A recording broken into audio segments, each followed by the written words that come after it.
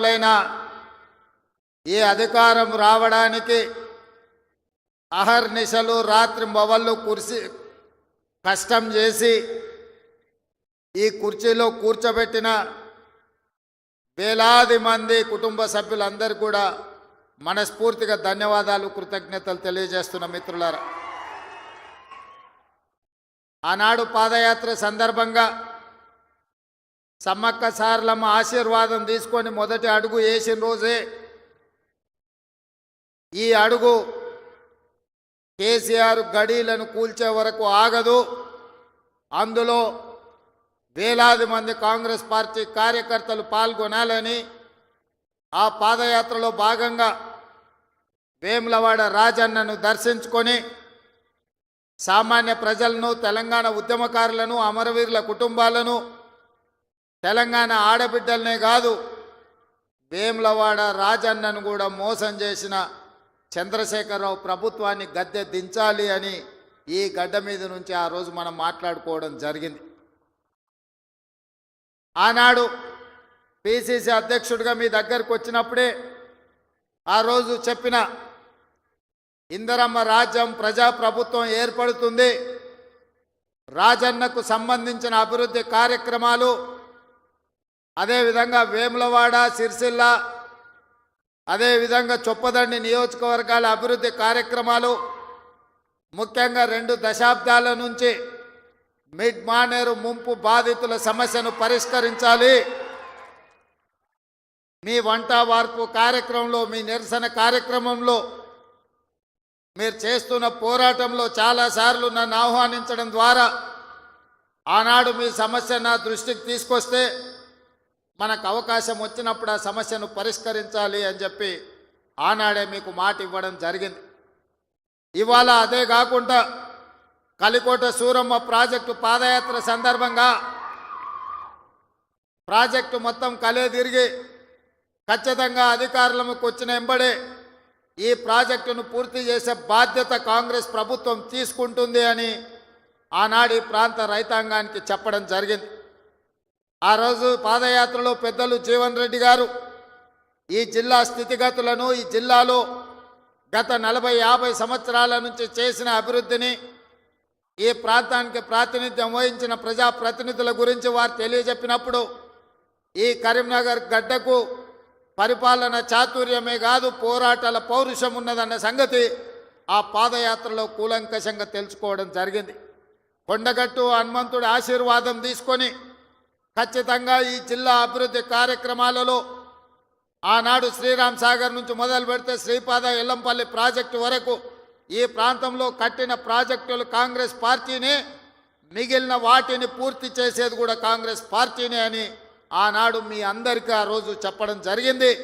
ఈరోజు మళ్ళీ కాంగ్రెస్ అధికారంలోకి వచ్చి కాళేశ్వరం అసంపూర్తి ప్రాజెక్టులు కావచ్చు, అందులో ఉండే ప్యాకేజీలు కావచ్చు, కలికోట సూరమ్మ ప్రాజెక్టు కావచ్చు, సిరిసిల్లలో ఉన్న ప్యాకేజ్ 9 కావచ్చు, ఇట్లా చెప్పుకుంటూ వెళ్తే ఈ ప్రాంతంలో వాయిదాలు పడుతున్న సాగునీటి ప్రాజెక్టులను పూర్తి చేయడానికి మీ జిల్లా ఇన్ఛార్జ్ మినిస్టర్ పెద్దలు ఉత్తమ్ కుమార్ రెడ్డి గారు నిరంతరం సమీక్షిస్తూ, అధికారులను సమన్వయం చేస్తూ, ప్రజాప్రతినిధులతో సమాచారం తెప్పించుకుంటూ ఈ జిల్లా మీద ప్రత్యేకమైన శ్రద్ధ కనబరుస్తున్నారు. వారు సాగునీటి పారుదల శాఖ మంత్రి కాదు, వారు ఈరోజు కరీంనగర్ ఉమ్మడి జిల్లాకు వారు ఇన్ఛార్జ్ మంత్రివర్యులు. తప్పకుండా కరీంనగర్ జిల్లా ప్రజలకు నేను ఒక మాట ఇవ్వదలుచుకున్నా, 100% ఈ నవంబర్ 30 తారీఖు లోపల మళ్ళీ ఉత్తమ్ కుమార్ రెడ్డి గారు మీ జిల్లాకు వచ్చి ఈ జిల్లాలో ఉన్న సాగునీటి ప్రాజెక్టులు అసంపూర్తిగా ఉన్న వాటిని అన్నిటినీ సమీక్షించి ఎంత కాలంలో పూర్తయితాయి, ఎంత నిధులు కావాలి, మన ప్రభుత్వం ఆ ప్రాజెక్టులను ఎలా పూర్తి చేస్తుందో పెద్దలు ఉత్తమ్ కుమార్ రెడ్డి గారు మీ ఎమ్మెల్యేల సలహాలు సూచనలు తీసుకొని తప్పకుండా ప్రాజెక్టులను పూర్తి చేయడం జరుగుతుంది అని చెప్పి నేను ఈ వేదిక మీద నుంచి చెప్పదలుచుకున్నా. అదేవిధంగా మిత్రులారా, కరీంనగర్ జిల్లా గురించి నేను కొత్తగా చెప్పాల్సిన పని లేదు. ఆనాడు ఈ దేశానికి దిశా నిర్దేశం సూచించిన పివి నరసింహారావు గారు మంతని శాసనసభ నియోజకవర్గం నుంచి గ్రామ స్థాయి నుంచి ఢిల్లీ వరకు నాయకత్వాన్ని అందించి పరిపాలన అంటే ఇట్లా ఉండాలి, తెలంగాణ బిడ్డ పరిపాలన చేస్తే ప్రపంచమే ఆశ్చర్యపోయే విధంగా అబ్బురపడే విధంగా దేశాన్ని అభివృద్ధి పదం వైపు నడిపిస్తాడని చెప్పిన పివి నరసింహారావు మీ బిడ్డ, కరీంనగర్ బిడ్డ అని చెప్పి ఈ సందర్భంగా మనం గుర్తు చేసుకోవాలి. వారే కాదు, పెద్దలు చొక్కారావు గారు కావచ్చు, సత్యనారాయణరావు గారు కావచ్చు, ఇలా చెప్పుకుంటూ వెళ్తే ఈ కరీంనగర్ జిల్లా నాయకత్వాన్ని అందించిన జిల్లా. ఈ కరీంనగర్ జిల్లా రైతాంగానికి సమస్యలు వచ్చినా, నిరుద్యోగ యువతకు బాధ కలిగినా ఈ కరీంనగర్ జిల్లా నుంచే ఉద్యమాలు మొదలైనవి. ఈ కరీంనగర్ జిల్లా ఉద్యమాలకు ఎప్పుడు నాయకత్వం వహించింది. సిరిసిల్ల, జగిత్యాల రైతాంగ పోరాటాలు ఈ రాష్ట్రం, ఈ ప్రజలు ఎప్పుడు మర్చిపోలే. రైతుల సమస్య వచ్చినప్పుడు ఈ ప్రాంతంలో రైతాంగ పోరాటాలను మనం కళ్ళతో చూసినాం. అదే కాదు, తెలంగాణ రాష్ట్రం కావాలి, తెలంగాణ రాష్ట్రం కళ నెరవేరాలి అని ఈ ప్రాంతంలో లేచిన ఉవ్వెత్తిన ఉద్యమాన్ని ఆనాడు 2004 సంవత్సరంలో శ్రీమతి సోనియా గాంధీ గారు ఇదే కరీంనగర్ గడ్డ మీద నుంచి మీకు మాట ఇచ్చిండ్రు. మీ మనసులో ఉన్న కోరిక, ఈ తెలంగాణ ప్రజల ఆకాంక్ష నాకు తెలుసు, తప్పకుండా నెరవేరుతుంది అని చెప్పి శ్రీమతి సోనియా గాంధీ గారు ఈ కరీంనగర్ గడ్డ మీద నుంచే 4 కోట్ల ప్రజలకు మాట ఇవ్వడం జరిగింది. ఆ తర్వాత జరిగిన పరిణామాలు నేను చెప్పేదానికంటే మీ పార్లమెంట్ సభ్యుడు పొన్నం ప్రభాకర్ గారు ఆ రోజు పార్లమెంటులో పెప్పర్ స్ప్రేలను అడ్డుకొని తెలంగాణ బిల్లును ఆమోదింపజేయడంలో పెద్దలు జైపాల్ రెడ్డి గారి నుంచి మొదలు పెడితే మన పార్లమెంట్ సభ్యులందరూ పట్టుదలతోని వీరోచితంగా లోక్సభలో కొట్లాడితే తెలంగాణ రాష్ట్ర బిల్లు ఆమోదం అయ్యింది. తెలంగాణ రాష్ట్ర బిల్లు ఆమోదం ఆశామాసిగా జరగలే, అల్లాటప్పగా ఎవరో ఇవ్వలే. శ్రీమతి సోనియా గాంధీ గారు ఆంధ్రప్రదేశ్లో 155 అసెంబ్లీలు, 25 పార్లమెంట్లు ఉన్న పార్టీ శాశ్వతంగా నష్టపోయినా, కేంద్రంలో అధికారం కోల్పోతుందని తెలిసిన 4 కోట్ల తెలంగాణ ప్రజల కోరిక నెరవేరాలి, కరీంనగర్ గడ్డ మీద నుంచి ఈ ప్రజలకు ఇచ్చిన మాట నెరవేర్చాలి అని వారు ఇచ్చిన మాటకు కట్టుబడి ఇవాళ తెలంగాణ రాష్ట్రం ఇచ్చింది. కాబట్టి మనందరం గర్వంగా తలెత్తుకొని నాది తెలంగాణ రాష్ట్రం, ఈ తెలంగాణ రాష్ట్రంలో ఇందిరమ్మ రాజ్యం, ప్రజా ప్రభుత్వం ఉన్నదని ఇవాళ మనం గొప్పగా గర్వంగా చెప్పుకునే పరిస్థితులు ఈరోజు మనకు వచ్చినాయి. అంటే శ్రీమతి సోనియా గాంధీ గారు కరీంనగర్ గడ్డ మీద నుంచి ఇచ్చిన మాట అన్న సంగతి నేను మీకు గుర్తు చెయ్యదలుచుకున్నా. అందుకే మిత్రులారా, కాంగ్రెస్ పార్టీ ఏదైనా మాట ఇస్తే ఆ మాట కోసం ఎంత దూరమైనా పోతుంది, ఆ ప్రజల ఆకాంక్ష నెరవేర్చడానికి ఎంత త్యాగానికైనా సిద్ధమవుతుందన్న సంగతి 2004లో సోనియమ్మ ఇచ్చిన మాటను చూసిన ఎవరికైనా అర్థమవుతుంది. ఈ ప్రాంతం నుంచి ఒక్కసారి ఎంపీగా మీరు పొన్నం ప్రభాకర్ను గెలిపిస్తే తెలంగాణ రాష్ట్రాన్ని సాధించండి. మరి నేను ఇక్కడికి వచ్చిన ప్రజల్ని, ఈ వేదిక మీద నుంచి కరీంనగర్ ఉమ్మడి జిల్లా ప్రజల్ని నేను అడుగుతున్నా. బండి సంజయ్ గారిని 2 సార్లు పార్లమెంటుకు పంపిస్తే ఆయన మంత్రి అయింది, కానీ ఈ కరీంనగర్ జిల్లాకు నరేంద్ర మోడీ నుంచి చిల్లి గవ్వైనా తెచ్చిండా? ఈ కరీంనగర్ అభివృద్ధి కోసం వారు ఎప్పుడైనా పార్లమెంట్లో మాట్లాడిండా? మీరు ఆలోచన చెయ్యండి. అంతకంటే ముందు 3 సార్లు టీఆర్ఎస్ వాళ్ళని గెలిపించిండ్రు.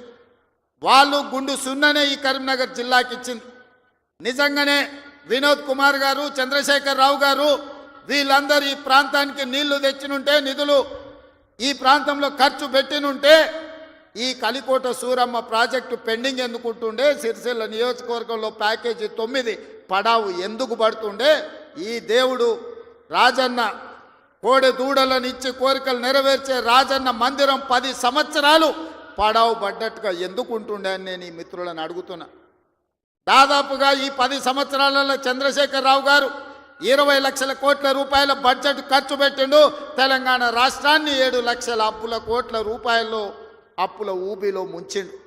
7 లక్షల కోట్ల రూపాయలు అప్పు తెచ్చిన చంద్రశేఖర్ రావు, 10 సంవత్సరాలలో 20 లక్షల కోట్ల రూపాయలు ఖర్చు పెట్టిన చంద్రశేఖర్ రావు 100 కోట్లతోని రాజన్న దేవాలయాన్ని పూర్తి చేయలేకపోయిందా? ప్యాకేజీ నెంబర్ 9 సిరిసిల్లలో ఎందుకు పడావు పడ్డది? కలికోట సూరమ్మ ప్రాజెక్ట్ ఎందుకు పూర్తి కాలేదో మీరు ఒక్కసారి ఆలోచన చేయండి. ఇవాళ మీ రోడ్లు వెడల్పు విషయంలో కానీ, మీరు ఆనాడు ఎమ్మెల్యేగా ఎన్నుకున్న ఆయన 3 సార్లు గెలిచినట్టు ఉన్నాడు. ఆయనను గవ్వాలంటే మీరు జర్మనీకి పోవాల్సిన పరిస్థితి ఉండే. కానీ ఇవాళ ఆది శ్రీనివాస్ మీరు పోవాల్సిన పని లేదు. మీ గల్లీకో మీ తండాకో మీ ఊరికో రోజు దయ్యం పట్టినట్టే తిరుగుతుండే ఆది శ్రీనివాస్. ఆయనకు పట్నం ఆడుందో తెలియదు అసెంబ్లీ ఉన్నప్పుడు. పట్నం వచ్చిందంటే పైగో ఇన్ని కాగితాలు పట్టుకొని వస్తాడు నా దగ్గరికి. మీ ఎమ్మెల్యేని చూస్తేనే నాకు భయం అవుతుంది, మళ్ళీ ఏం తెచ్చి కాగితం చేతిలో పెడతాడో మళ్ళీ ఏం అడుగుతాడో అని. కానీ ఏదైనా ఎన్నడూ ఆయన ఏ పైరవికి రాలే, ఏ పని అడగలే, ఏ కాంట్రాక్ట్ అడగలే, ఏ బదిలీ అడగలే. ఈ వేములవాడ నియోజకవర్గానికి దాదాపుగా 35 ఏళ్ల నుంచి వివిధ హోదాలలో నేను పనిచేసిన, ఇండిపెండెంట్గా నిలబడ్డా, పార్టీ నుంచి నిలబడ్డా, నన్ను ఆశీర్వదించి హక్కును చేర్చుకొని నన్ను గుండెల్లో పెట్టి చూసుకున్నారు. నాకు ఒక అవకాశం వచ్చింది, నా జన్మ ధన్యమవుతుంది. పనులు చేస్తే మీరు సహకరించాలి.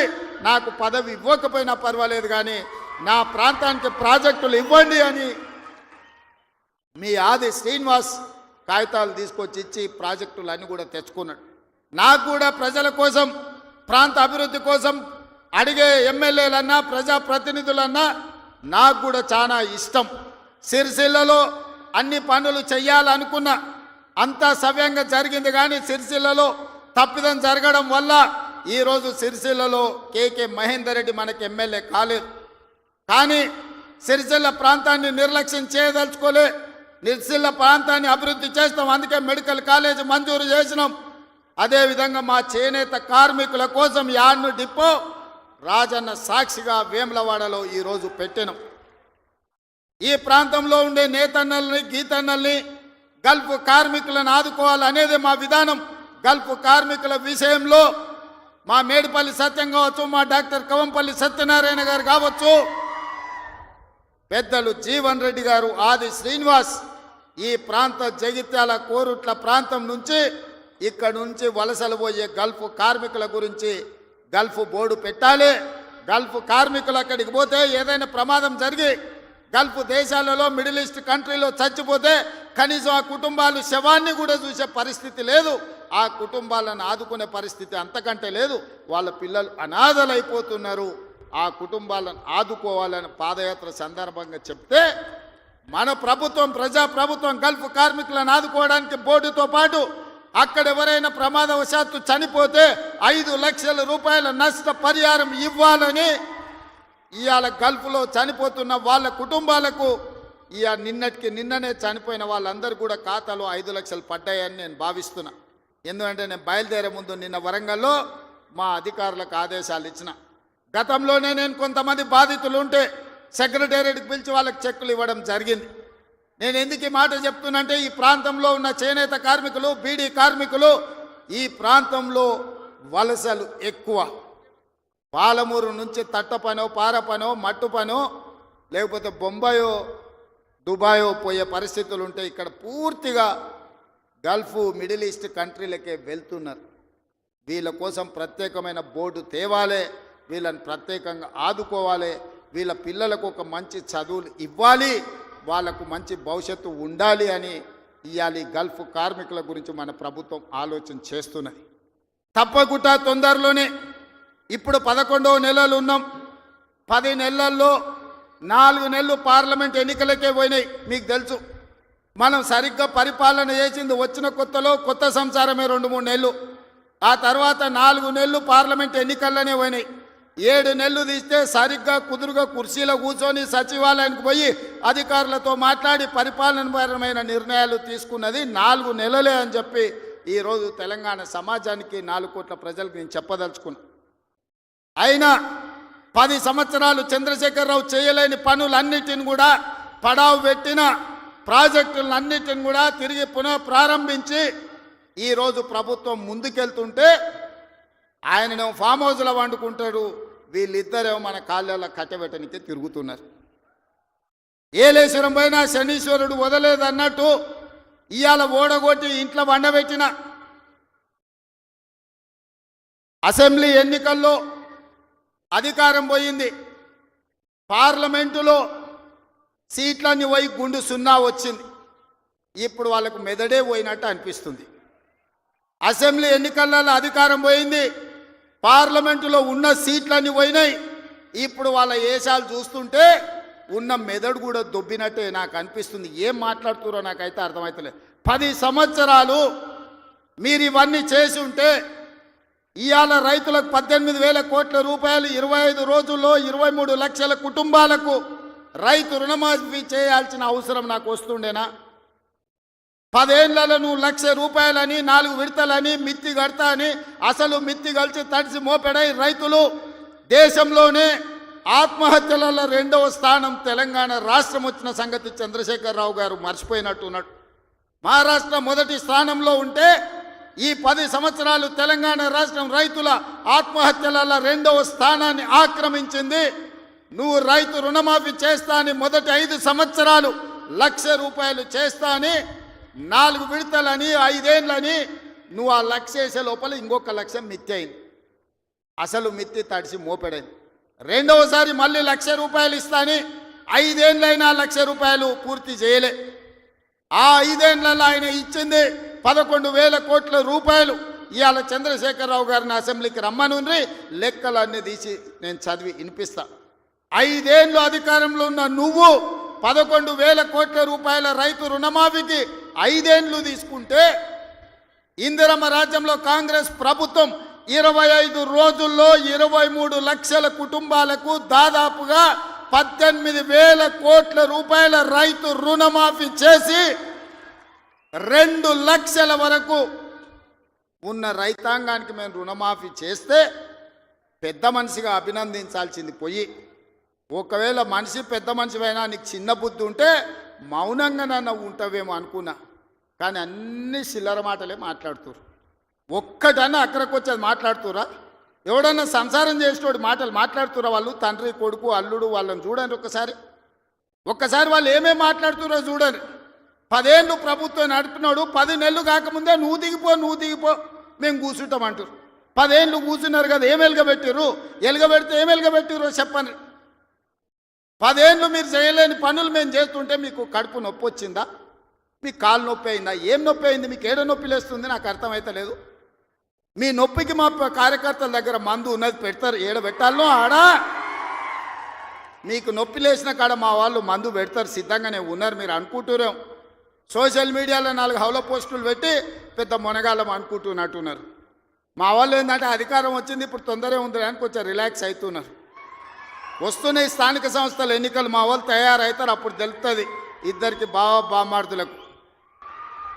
ఇవాళ నేను అడిగేది ఒక్కటే, 10 ఏళ్ళల్లో నువ్వు చేసిన రైతు రుణమాఫీ అంతా లెక్కలు తీద్దాం. ప్రభుత్వం నా దగ్గరనే ఉంది, వ్యవసాయ శాఖ మంత్రి ఈ వేదిక మీదనే ఉన్నారు తుమ్మల నాగేశ్వరరావు గారు. మొదటి 5 ఏళ్ళల్లో ఎంతమంది రైతులకు ఎంత రుణమాఫీ చేసినరో లెక్కలు చెప్దాం.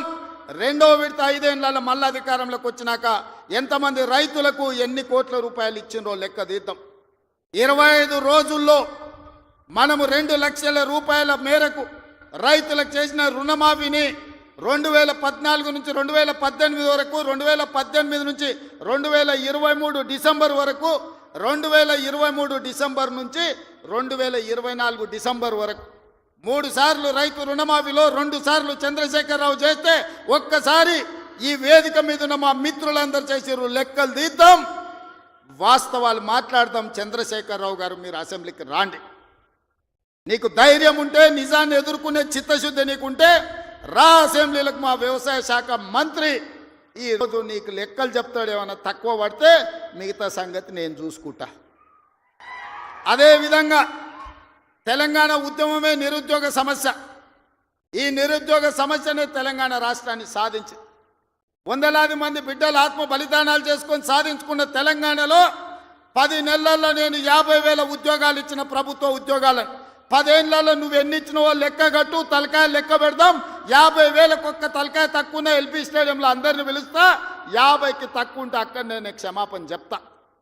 స్వతంత్రం వచ్చినప్పటి నుంచి భారతదేశంలో ఏ రాష్ట్రం కూడా మొదటి సంవత్సరంలో 10 నెలల్లో 50,000 ఉద్యోగాలు ఇవ్వలేదు. నేను సూటిగా సవాలు విసురుతున్న చంద్రశేఖరరావు గారికి, రా నీ 10 ఏళ్ల పాలనలో ప్రతి సంవత్సరానికి నువ్వు ఎన్ని ఉద్యోగాలు ఇచ్చినావు? 10 నెలలల్లా నేను 50,000 ఉద్యోగాలు ఇచ్చిన లెక్క కట్టి తలకాయలు మొత్తం ఎల్పీ స్టేడియంలో పిలిపించి అందరిని పెడతా. నువ్వు వాళ్ళ తల లెక్క పెట్టుకో. ఒక్క తల తగ్గి నాకు క్షమాపణ చెప్పడానికి నేను సిద్ధంగా ఉన్నా. అన్ని చిల్లర మాటలే మా తాత ఉన్నప్పుడే నోటిఫికేషన్ ఇచ్చిండు, మా ముత్తాత ఉన్నప్పుడే మేము ఇవన్నీ చేసినాం అంటాడు. వెనకటికి ఎవడో అంటే వాడిని తాతలు నేతులు తాగుతానంట, ఇప్పుడు వీడు మూతులు నాకిండంట. గట్లున్నది వీళ్ళ మాటలు. చెప్పుకోవడానికి బాగానే ఉంటుంది. మా చచ్చిపోయిన బర్రె పగిలిపోయిన కుండ నిండా పాలిస్తుండని. బర్రె చచ్చింది, కుండ పగిలింది, ఇంకా బుద్ధి మాత్రం మారలేదు వీళ్ళకు. అందుకే ఇవాళ రైతు రుణమాఫీ విషయంలో కానీ, నిరుద్యోగ సమస్య విషయంలో కానీ, ఆర్టీసీలో ఆడబిడ్డలకు ఉచిత ప్రయాణం ఏదైతే ఇచ్చినామో 1,10,00,000 మంది ఆడబిడ్డలు ఈరోజు అమ్మగారి ఇంటికోవాలన్నా, రాముల వారిని దర్శించుకోవాలన్నా ఒక్క రూపాయి ఒక్క పైసలు లేకున్నా పోవచ్చు. 3,700 కోట్ల రూపాయలు మంత్రి పొన్నం ప్రభాకర్ గారు ఇవాళ ఖర్చు పెట్టి ఆడబిడ్డలకు ఉచిత బస్సు ప్రయాణం ఇచ్చాడు. ఇదే కాదు, ఆనాడు మోడీ ప్రభుత్వం 1,200 రూపాయల సిలిండర్ చేస్తే ఈరోజు ఆడబిడ్డలకు 500 రూపాయలకే సిలిండర్ ఇస్తున్నాం.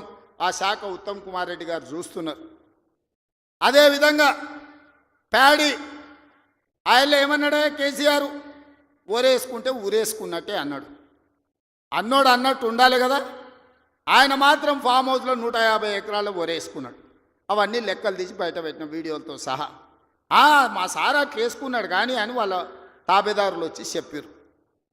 ఆ తర్వాత మన ప్రభుత్వం వచ్చినాక ఉత్తమ్ కుమార్ రెడ్డి గారితో వ్యవసాయ శాఖ మంత్రితో మాట్లాడి వరి పండించాల్సిందే, వరి కొనాల్సిందే, సన్న ఒడ్లు వండిస్తే 500 బోనస్ ఇస్తామంటే ఇవాళ 66 లక్షల ఎకరాలల్లా 1,53,00,000 మెట్రిక్ టన్నుల వరి ధాన్యాన్ని ఇవాళ తెలంగాణ గడ్డ పండించింది. స్వతంత్రం వచ్చినప్పటి నుంచి ఉమ్మడి ఆంధ్రప్రదేశ్లో కూడా ఇంత వరి పంట రాలేదు. ఇవాళ మన 10 నెలల ప్రభుత్వంలో 1,53,00,000 మెట్రిక్ టన్నుల వడ్లు పండించిందంటే అది మన రైతన్నల గొప్పతనం కాదా? గతంలో వడ్లు అంటే కాళేశ్వరం నీళ్లు తెచ్చిన అన్నాడు. ఆ దిక్కుమాలినోడు కట్టిన కాళేశ్వరం మేడిగడ్డ, అన్నారము, సుందిల్ల 3 కుప్పగూలినాయి. వెనకటికి కూడా పనిమంతుడు పందిరేస్తున్నట్ట కుక్కతోక్క తలిగి కూలిపోయిందంట. కాళేశ్వరం కట్టిండెప్పుడు, కూలిందెప్పుడు? 1,00,000 కోట్లు నిండా మింగిండు, ఫామ్ హౌస్లో బోర్లో వండిండు. కాళేశ్వరం నుంచి సుక్క నీళ్లు లిఫ్ట్ చేయకుండా ఆనాడు కాంగ్రెస్ పార్టీ కట్టిన శ్రీరామ్ సాగర్ కావచ్చు, లేకపోతే శ్రీపద ఎల్లంపల్లి కావచ్చు, కల్వకుర్తి, భీమా, నెట్టంపాడు, కోయిల్ సాగర్, శ్రీశైలం, నాగార్జున సాగర్, హంద్రి, నీవా అక్కడ కడితే ఇక్కడ ఈ ప్రాంతంలో తెలంగాణ ప్రాజెక్టులు కడితే ఈరోజు ఖమ్మంలో కట్టిన ప్రాజెక్టులు, వరంగల్లో కట్టిన ప్రాజెక్టులు, నిజామాబాద్, కరీంనగర్లో కట్టిన కాంగ్రెస్ కట్టిన ప్రాజెక్టులతో ఈరోజు 1,53,00,000 మెట్రిక్ టన్నుల వడ్లు ఈరోజు తెలంగాణలో వండినాయి. 1,00,000 కోట్లు కాళేశ్వరంలో కాంట్రాక్టర్లకు కాలబెట్టిండు. పాలమూరు రంగారెడ్డికి 20,000 కోట్లు కాలబెట్టిండు. ఇంతవరకు సుక్క నీరు రాలేదు. కాళేశ్వరంలో 52,000 ఎకరాలకు ఇచ్చాడు. 1,00,000 కోట్లు కాంట్రాక్టులకు బిల్లు ఇస్తే 52,000 ఎకరాలకు నీళ్ళు వచ్చినాయి. ఈసారి అవి కూలిపోయి అది కూడా రాలే. ఇప్పటి వరకు చంద్రశేఖరరావు గారు ఈ 10 ఏళ్లల్లో 1,83,000 కోట్ల రూపాయల ప్రజాధనాన్ని ఇరిగేషన్ ప్రాజెక్టుల మీద పెట్టిండు. నేను సూటిగా అడుగుతున్నా, ఏ ప్రాజెక్ట్ అయినా నువ్వు పూర్తి చేసినవా? ఏ ఒక్క ప్రాజెక్ట్ అయినా తెలంగాణ ప్రజలకు అంకితం చేసినవా? ఇది పూర్తయింది, ఇది ప్రజలకు అంకితమైంది, దీంట్లో నీళ్ళు వస్తున్నాయని చెప్తావా అని నేను అడుగుతున్నా. ఇవాళ మల్లన్న సాగర్ అంటాడు, రంగనాయక సాగర్ అంటాడు, కొండపోచమ్మ అంటాడు. రంగనాయక సాగర్ కడితే రంగనాయక సాగర్ దగ్గర హరీష్ రావు ఫామ్ హౌస్ కట్టుకున్నాడు. 3 దిక్కుల ప్రాజెక్ట్ ఉంటుంది, మధ్యలో ఆయనకు ఫామ్ హౌస్ ఉంటుంది. ఆయనకు 360 డిగ్రీలు వాటర్ ఫ్రంట్ వ్యూ ఉండాలంట. భూసేకరణ కోసం తీసుకున్న భూమిని హరీష్ రావు పేరు మీదకి బదిలీ చేపించుకున్నాడు. ప్రాజెక్టు కోసం సేకరించిన భూములు రంగనాయక సాగర్, సిద్దిపేట దగ్గర ప్రాజెక్టు కోసం సేకరించిన భూములు ప్రాజెక్టుల నుంచి తొలగించి హరీష్ రావు ఫామ్ హౌస్ కట్టుకున్నాడు. దానికి లెక్క చెప్పాల్సింది హరీష్ రావు గారు. ఏం చింత చేయకు, లెక్కలు తీస్తున్నా, నీ లెక్క చెప్తా. కొండపోచమ్మ ప్రాజెక్టు కట్టిందే కేసీఆర్ ఫామ్ హౌస్కు కాలువలు తీసుకెళ్ళడానికి. ఇవాళ నిజ నిర్ధారణ కమిటీ వేసుకుందాం, కొండపోచమ్మ ప్రాజెక్టుకు పోదాం. కొండపోచమ్మ నుంచి డైరెక్ట్గా కేసీఆర్ ఫామ్ హౌస్ 100 ఎకరాలకు కాలువ డైరెక్ట్ ఆయన ఫామ్ హౌస్లోకి వెళ్ళి తీసుకుపోయాడు. 1,000 కోట్లు ప్రజలై ఖర్చు పెడితే నీ ఫామ్ హౌస్కు నీళ్లు తీసుకెళ్తావా? ఇది న్యాయమా చంద్రశేఖరరావు గారు? నిన్ను నమ్మి నీ చేతిలో రాష్ట్రం పెడితే నీ కొడుకుని మున్సిపల్ మినిస్టర్ పెడితే జన్వాడలో 111 జీవోలో ఫామ్ హౌస్లు కట్టుకుంటాడు. ఆయన బామ్మార్ది ఇంకోటి కట్టుకుంటాడు. అందులో దీపావళి పండుగ వచ్చిందని చిచ్చుబుట్లు కాకుండా సారాబుట్లు పెట్టి దావతులు చేస్తాడు. ఏమనంటే మేము క్యాసినో నడుపుకుంటాం, మేము సారా బుట్లు పెట్టుకుంటాం, కాబట్టి మమ్మల్ని ఏం అనొద్దు అని.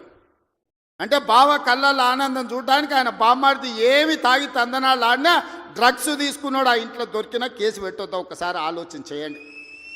ఎంత సిగ్గు లేకుండా మాట్లాడుతున్నారంటే డ్రగ్స్ తీసుకున్నాడు దొరికిండు కదనే వాడు మొత్తం అందా, అవును నేను డ్రగ్స్ తీసుకున్నాను వాడు ఒప్పుకుండు, డ్రగ్స్ ఉన్నోడు దొరికిండని వీడు ఒప్పుకుండు, కానీ వాడిని పట్టుకోవద్దంట పోలీసోడు. ఎందుకంటే మేము బీఆర్ఎస్ నాయకులం కాబట్టి మమ్మల్ని ఏమనొద్దని. ఈ రాష్ట్రంలో ఈ దేశంలో బీఆర్ఎస్ వాళ్ళకి ఏమైనా కొత్త చట్టం ఉందా? ఇడిచిపెట్టాలా? ఊర్లో డ్రంక్ అండ్ డ్రైవ్ అని పిల్లలు ఇవ్వడానికి తెలిసో తెలియక తాగితే నోట్లో పుల్ల పెట్టి ఊదిచ్చి వాని బండి గుంజుకొని వాని పోలీస్ స్టేషన్లో పెట్టి వాని ఈపులు వలగొట్టి వాని దగ్గర 5,000 వసూలు చేస్తున్న సన్నాసి నీ బామ్మార్ది డ్రగ్స్ తీసుకున్నాడు ఇంట్లో దొరికితే అక్రమంగా ఫామ్ హౌస్ కట్టుకుంటే వాని ఇంట్లో విదేశీ మద్యం దొరికితే వాని మీద కేసు పెట్టొద్దు అంటున్నావంటే చట్టం నీకోటి పేదోళ్ళకి ఇంకొక చట్టమా అని నేను అడుగుతున్నా. ఇదా తెలంగాణ రాష్ట్రంలో 10 ఏళ్ళ అధికారంలో ఉన్న మీరు ప్రజలకు చెప్తున్నది. ఇవాళ అభివృద్ధి గురించి మాట్లాడతాడు. 75 ఏళ్ళనే నా కొడంగల్ ఎప్పుడో 1960లో మా పెద్దలు గురునాథ్ రెడ్డి గారి వేదం మీద ఉన్నారు. 6 సార్లు ఎమ్మెల్యే అయ్యాడు. ఎందుకో ఒక్కసారి కూడా వారిని మంత్రిని చేయలే గత ప్రభుత్వాలు. అచ్యుతారెడ్డి అని ఎప్పుడో 60లో ఒక్కసారి కొద్ది రోజులు మంత్రి అయ్యాడు. స్వతంత్రం వచ్చినప్పటి నుంచి ఈ రోజు వరకు మా కొడంగల్ నియోజకవర్గం మీద ఎవరు దయ చూపించలే, ఆ ప్రాంతం నుంచి ఎవరు మంత్రి కాలే. ఇవాళ ఆ ప్రజల కోరిక మేరకు నేను ఎమ్మెల్యేనై ముఖ్యమంత్రిని అయితే నేను ఆడ అభివృద్ధి చేయాలి, మా పిల్లలకు ఉద్యోగాలు ఇవ్వాలి, మా గ్రామాలు ఎడారిగా మారినాయని నారాయణపేట కొడంగల్ ఎత్తిపోతల పథకాన్ని మా నీళ్లు తీసుకెళ్ళనికే తాగనిక నీళ్లు లేక ఫ్లోరైడ్ ఉండి కల్తీ కళ్ళు తాగి ఆ కల్తీ కళ్ళుతోని పిచ్చెక్కి పిల్లల్ని మంచాలకు గట్టేస్తుంటే ఆ బాధ చూడలేక నారాయణపేట కొడంగల్ ఎత్తిపోతల ప్రాజెక్టు ద్వారా 1,00,000 ఎకరాలకు నా ప్రాంతానికి నీళ్ళు ఇవ్వాలని నేను ముఖ్యమంత్రిగా చేస్తే అండ్లా కాళ్ళ కట్టబెడతాడు హరీష్ రావు.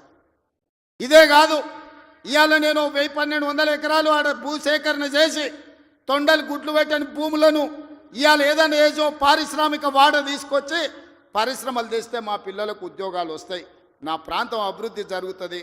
నేను ముఖ్యమంత్రి అయినా కాబట్టి వాళ్ళకి కృతజ్ఞత తెలుపుకోవాలని నేను ప్రయత్నం చేస్తే కొంతమంది రౌడీ మూకల్ని తయారు చేసి పైసలు ఇచ్చి కలెక్టర్ని ఆర్డీఓని అధికారులందరినీ ఇష్టం వచ్చినట్టు కొట్టిరు. కొట్టి ఇప్పుడు మా మీద కేసు ఎట్లా పెడతారు అంటారు.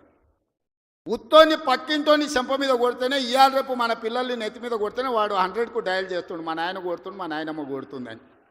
స్కూల్కి పోయే పిల్లగాడు కూడా ఇలా తెలివి వచ్చింది, నెత్తి మీద ఇట్లా అంటే వాడు 100కి డయల్ చేస్తుండు. అధికారులను కిందేసి కొట్టి చంపేదానికి ప్రయత్నం చేస్తే కేసులు కడితే మా టీఆర్ఎస్ వాళ్ళ మీద కేసులు ఎట్లా కడతారు? బరాబర్ మా టీఆర్ఎస్ వాళ్ళు ఇట్లనే దాడులు చేస్తారంటారు. నేను అడుగుతున్న చంద్రశేఖరరావు గారిని, నీ కొడుకు నీ అల్లుడు మాట్లాడే భాషను మీరు సమర్థిస్తున్నారా? భూసేకరణ చెయ్యొద్దా? తెలంగాణ రాష్ట్రంలో పరిశ్రమలు పెట్టొద్దా? మా IT and industry Sridhar Babu గారు రోజుకి 20 గంటలు పనిచేస్తూ ఈ రాష్ట్రానికి 1,000 కోట్ల రూపాయల పెట్టుబడులు తెచ్చి విదేశీ పరిశ్రమలను రప్పించి నిరుద్యోగ యువకులకు ఇంజనీర్లకు ఈరోజు ఉపాధి కల్పించాలని చేస్తున్న ప్రయత్నం తెలంగాణ రాష్ట్రంలో చెయ్యొద్దా? మీరు చెప్పండి. 10 ఏళ్ళు ప్రభుత్వం నడిపిన మీరు భూసేకరణ చేయలేదా? మల్లన్న సాగర్ల ప్రజల్ని ముంచలేదా? 14 గ్రామాలను మల్లన్న సాగర్ల ముంచలేదా? కొండ పోచమ్మల ముంచలేదా? రంగనాయక సాగర్ల ముంచలేదా? ఫార్మా సిటీ అని ఎయిర్పోర్ట్ కూతబెట్టి దూరంలో 14,000 ఎకరాల భూములు సేకరించలేదా? ఇవాళ ఒక కొడంగల్లో నేను భూసేకరణ 1000 ఎకరాలు చేస్తే మీ కడుపు మంట ఏంది, మీ దుఃఖం ఏంది, మీ బాధ ఏందని నేను అడుగుతున్నా. ఇదా న్యాయం? ఇదా ప్రభుత్వాన్ని నడిపినోడు మాట్లాడేది? ఈ విధానం ఉంటే రాష్ట్రం అభివృద్ధి చెందుతుందా? నేను అడుగుతున్న ఈ వేదిక మీద నుంచి తెలంగాణ రాష్ట్ర రైతాంగాన్ని, ఎవరో ఒకరు భూమి కోల్పోవాల్సిందే. అభివృద్ధి జరగాలంటే భూసేకరణ జరగాల్సిందే. భూసేకరణ జరిగితే ఎవరో ఒకరు భూమి కోల్పోవాల్సిందే. ఎవరు ఇష్టంగా భూమి ఇవ్వరు. కానీ బాధలో ఉన్న రైతుకు నష్టపరిహారం అత్యధికంగా ఇవ్వడం ద్వారా ఆ రైతును మనము ఆదుకోవాలి. ఇవాళ ఎక్కడైతే భూసేకరణ జరుగుతుందో భూసేకరణ చట్ట ప్రకారం వాళ్ళకి ఎక్కువ ఇవ్వలేకపోతున్నాం.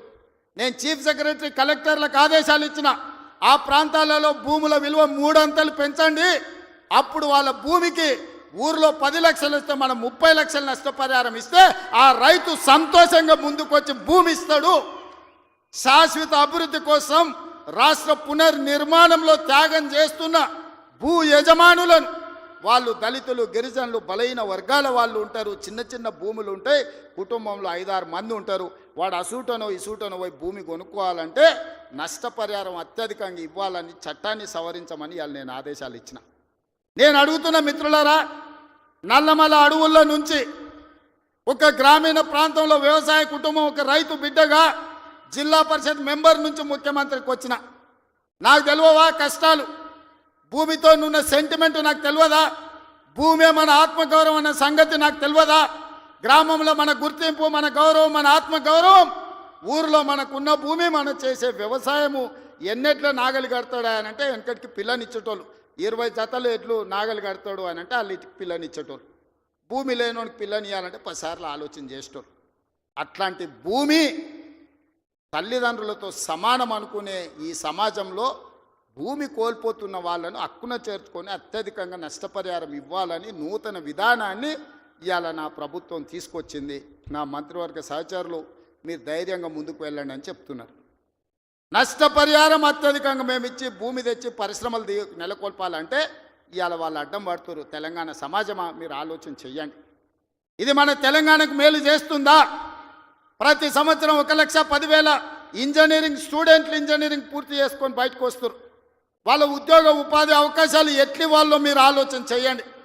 వాళ్ళ నిరుద్యోగులుగా రోడ్ల మీద వదిలేద్దామా? ఆవారగాళ్ళు అయిపోయి తల్లిదండ్రులకు భారమయ్యి గంజాయి డ్రగ్స్కు బానిసలను చేద్దామా? ఈ తెలంగాణ సమాజ యువతను మీరు ఒక్కసారి ఆలోచన చెయ్యండి.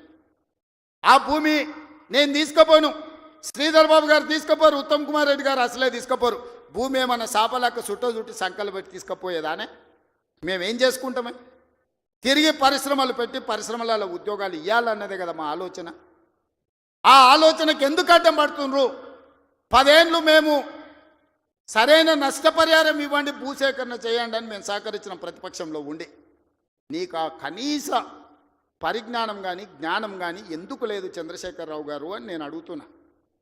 ఉద్యమకారునంటో 80,000 పుస్తకాలు చదివినోన్నంటో అపర మేధావినంటో ప్రపంచంలో నీ అంత మేధావి లేడు, పోటీ పెడితే 1 నుంచి 100 వరకు నీకే ర్యాంక్ వస్తుంది అంటో ఇంత చిన్న లాజిక్ మిస్ అయినవా చంద్రశేఖరరావు? భూమి సేకరించకుండా పరిశ్రమలు నెలకొల్పలేమని నా నియోజకవర్గం మీద ఎందుకు కక్ష కట్టినవని నేను అడుగుతున్నా. నేనేమో 1,00,000 ఎకరాలు సేకరించలే, 4 గ్రామాలలో కలిసి 1,100 ఎకరాలు నేను భూమి తీసుకుందామన్నది. ఇదో ప్రపంచ సమస్య అయింది. ఇంకా నేను ఢిల్లీ అయిపోయింది, ఇప్పుడు చంద్రమండలం పోతాడంట ఆయన. చంద్రమండలం పోయి ఆడ కూడా ఫిర్యాదు చేస్తాడంట. నువ్వు ఆడ తిరిగి వచ్చినా కుట్ర చేసినందుకు మాత్రం ఊసలు లెక్క పెడతావు కేటీఆర్, నువ్వు అది గుర్తుపెట్టుకో. చూస్తూనే ఎంత గుర్తవో ఎగరని అని. ఉయ్యాల ఎంత ఊగినా అక్కడనే వచ్చి ఆగాలి, తెలుసు కదా. ఉర్రికి అటు ఊగొచ్చు, ఉర్రికి ఇటు ఊగొచ్చు. ఉయ్యాల ఆగాల్సి వచ్చినాడు మధ్యలోనే ఆగుతుంది. యాడ్ కురుకుతాడు, ఎంత దూరం ఉరుకుతాడు? ఉరకని అని చూస్తున్నా. ఉరుకులాట ఏందో చూద్దాం కేటీఆర్ దాని. అందుకే మిత్రులారా, ఈ తెలంగాణ రాష్ట్రాన్ని అభివృద్ధి చేసుకుందాం. రాజన్న సిరిసిల్ల అభివృద్ధి కోసం నిధులు ఇచ్చినాం. ఇవాళ మీ ప్రాంత అభివృద్ధి మా బాధ్యత. 10 సంవత్సరాలలో ఈ తెలంగాణను ఒక గొప్ప అద్భుతమైన అభివృద్ధి చెందిన రాష్ట్రంగా తీర్చిదిద్దుకుందాం. తెలంగాణ రైజింగ్. ఈ దేశంలోని ఏ రాష్ట్రమైనా తెలంగాణను చూసి కాపీ కొట్టాల్సిందే, తెలంగాణ రాష్ట్రాన్ని చూడడానికి రావాల్సిందే. ఆ విధంగా మనం అభివృద్ధి చేసుకుంటూ ముందుకు వెళ్దాం. ఇంత మంచి కార్యక్రమాన్ని ఏర్పాటు చేసినందుకు అధికారులతో పాటు నిర్వాహకులకు అందరికీ మనస్ఫూర్తిగా ధన్యవాదాలు తెలియజేస్తున్నా. చాలా విషయాలు ఉన్నాయి మీతో పంచుకోవాల్సినవి, వస్తానే ఉంటా, మిగతా విషయాలు మాట్లాడుతూనే ఉంటా. చివరిగా చంద్రశేఖరరావు గారికి మాత్రం ఒక మాట చెప్తున్నా. అసెంబ్లీకి రా సామి, రా, వచ్చి కూర్చుందాం. రా, నీ 80,000 పుస్తకాలు ఏం చదివినావు